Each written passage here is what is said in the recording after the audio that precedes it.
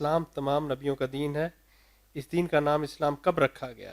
اس کی واقفیت ہمیں عیسائیت یا یہودیت ماننے والوں میں کیوں نہیں ملتی؟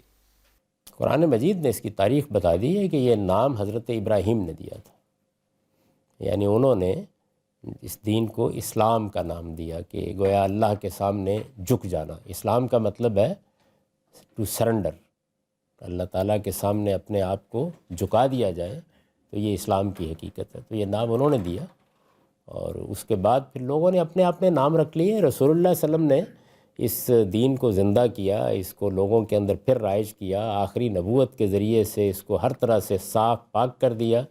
پھر کون سے لوگ باز آئے ہیں؟